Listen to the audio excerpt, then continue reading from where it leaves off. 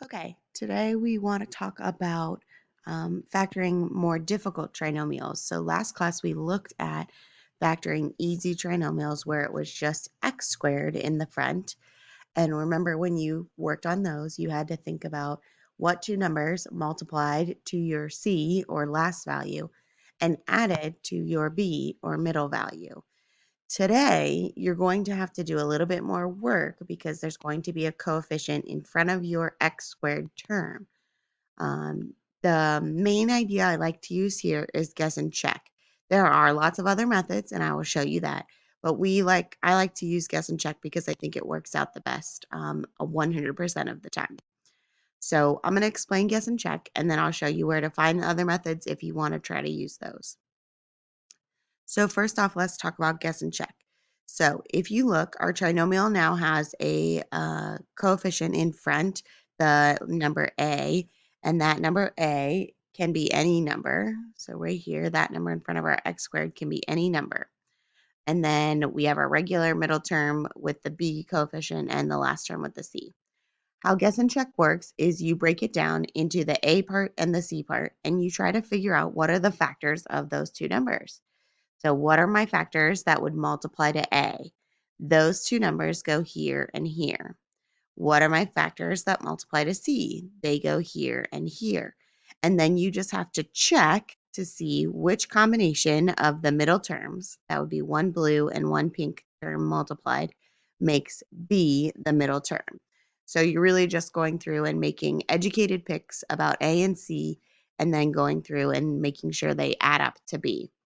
Remember, some numbers are easier to find the factors than others, and that would be prime numbers, because prime numbers are only divisible by 1 and itself. So if your A value is 2, 3, 5, 7, 11, etc., the only numbers that multiply to 2, 3, 5, 7 are 1 and 2 and 1 and 3 or 1 and 5. So those make your first choices pretty easy, which means you really only have to do a little bit of checking for the C value. If your A value is composite, though, that means it's a 4 or a 6 or a 10, you're going to have to do a little bit more work because there are several numbers or lots of factors that would multiply to make that composite first value. So if it was 4x squared, it could be 2x and 2x, or it could be x and 4x. You have to just kind of play around and see which value actually works out to help us find that B value. So let me show you what that looks like. If we look at our first example here, 7k squared minus 47k minus 72, we know for sure that we have to have two parentheses, and they both have to have a k value in them. And if our first number is 7, then that means the only two numbers that multiply to 7 are 1 and 7. So I'm going to go ahead and put my 1 and 7 in front of my k. I'm not actually going to write the 1, but you know it's here. Okay? So 7 times 1 makes 7k squared. That part's easy.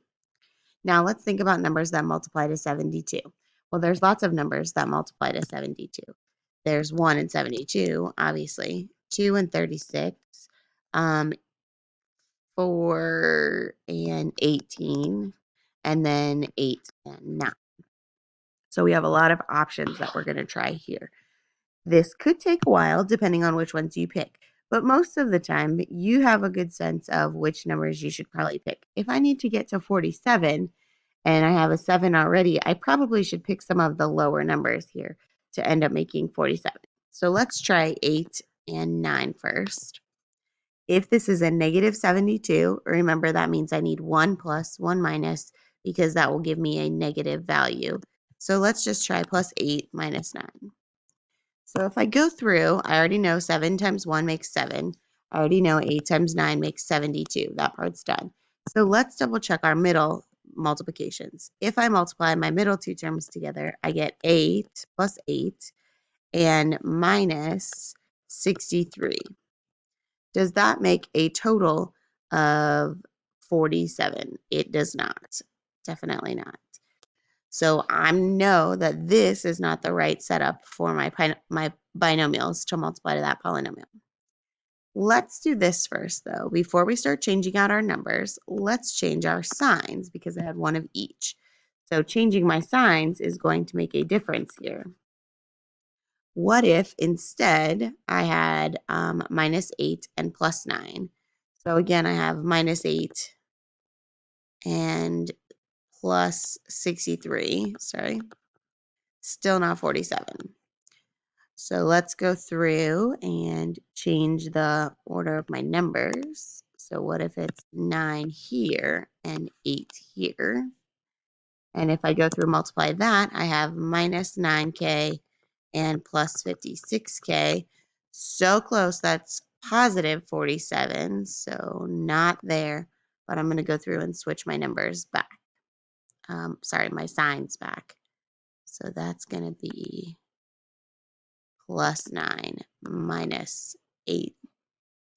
So if I do that, then I get +9k and -56k, which does equal -47k. Sorry, 47k. And so I know that those are the right binomials. Everybody okay there? So it does take a little bit longer because you have to guess and check.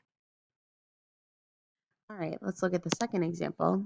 So notice we have a 10 now, and 10 is one of those composite numbers. So it could be 1 and 10, or it could be 2 and 5.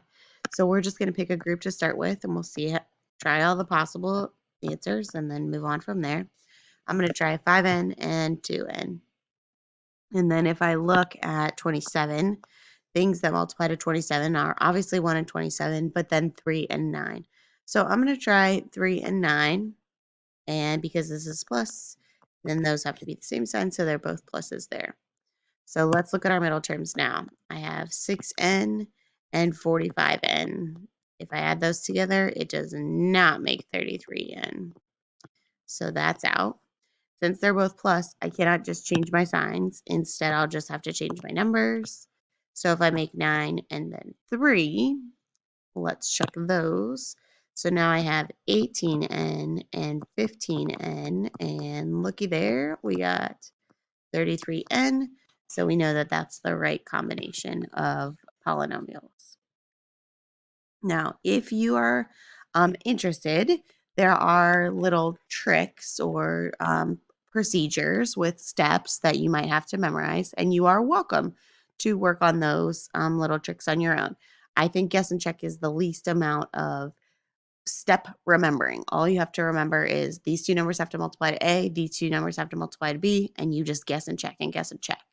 But if you want to go through and try to memorize some steps, you are certainly welcome to do that. Over here, you'll find options for box method, for slide and divide. You can do all of that. You can go through and follow those links and teach yourself how to do the little tricks. But really, if you guess and check, you'll get the right answer every time. There is one more thing I want you to remember, that you need to check for your GCF every time you are doing a factoring problem. Always check your GCF first, see if any of those numbers have a common number in them. It will make your problem easier for sure if you check out those GCFs. There's also a couple of videos down here if you want to see someone else explain. There's a guess and check video, one for a box method, and then one for slide and divide if that's something you're interested in. There's some practice here. You go through factor, and one of the factors is here in the problem with the symbols, and one of the factors is here in the grid. So if I were to find, let's do this first one together real quick. I wanted to do this one. I would do 5x and x because those are both multiplied to 5. For 12, let's try 3 and 4. They need to be the same sign, but both minus because I want minus 19. So negative 3x minus 20x is not right. So we're going to go through and try other numbers that multiply to 12. What about 2 and 6? So I have negative 2x minus 30x. That's still way too big. Let's try, oops, I didn't switch those first. Let me go back and try 4 and 3. So there we go, negative 4x minus 15x, that makes 19. So there's my right pair. So if I go up and find 5x minus 4 and x minus 3, I have x minus 3 here, and 5x minus 4 is right here. So I would take this symbol and I would draw it in that box. So I would draw a line down, a line across, and then a little V shape down the middle. And if you go through, then you'll make a little picture. So you can kind of check to see if you're doing it right. If your factors are not here, or in the grid, then you factored it incorrectly. And then once you do that, you'll kind of find a little picture there. So there's a little practice for you. I would suggest trying that practice. And what you have to do today is this 5-question quick check. You can do it right here in your OneNote notebook, and it's going to be a set of polynomials. So you go through, there'll be a problem. You will factor it and type your factors in. Please remember to not type any extra spaces between your numbers and letters. So if you're going to type parentheses x minus 3, type parentheses, type the x button, type the minus button, type the 3 button, type the parentheses. Don't put any extra spaces. You can fill this out right here in your OneNote notebook, and it will grade it for you. And then at the bottom, there's some extra practice that is not required, just extra if you want to work on that, and there's answers at the bottom. If you have any questions, let me know, and I will have virtual office hours.